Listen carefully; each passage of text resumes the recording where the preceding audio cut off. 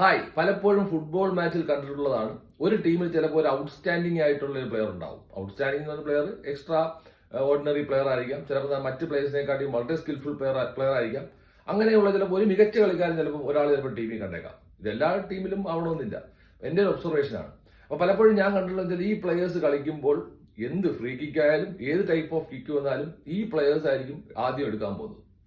ഇത് മാത്രമല്ല, മറ്റ് കളിക്കുന്ന ജൂനിയർ പ്ലേയേഴ്സ്, കാരണം ഇദ്ദേഹം കുറച്ച് ഔട്ട്സ്റ്റാൻഡിംഗ് ആയതുകൊണ്ട് മറ്റ് കളിക്കുന്ന പ്ലേയേഴ്സ് കുറച്ചുകൂടെ സമ്മർദ്ദമായിരിക്കും.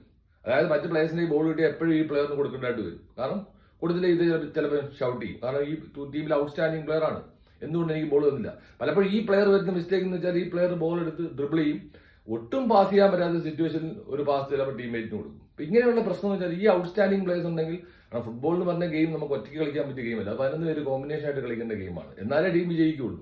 അപ്പൊ പലപ്പോഴും ഇങ്ങനെ ഔട്ട്സ്റ്റാൻഡിംഗ് പ്ലേയേഴ്സ് വരുമ്പോൾ ഇവർ ഒറ്റയ്ക്ക് സെൽഫ് ഗെയിം കളിക്കുന്നു, ബാക്കിയുള്ള പ്ലേയേഴ്സിനെ ഗവനിക്കാതെ വരുന്നു. അപ്പൊ അവരൊരു മിസ്റ്റേക്ക് വരുത്തിയാൽ ആ പ്ലേയേഴ്സിന്റെ അടുത്ത് ഷൗട്ട് ചെയ്യുന്നു. ഇങ്ങനെ വന്നാൽ നമ്മൾ ടീം മൊറാലിറ്റി നഷ്ടപ്പെടും.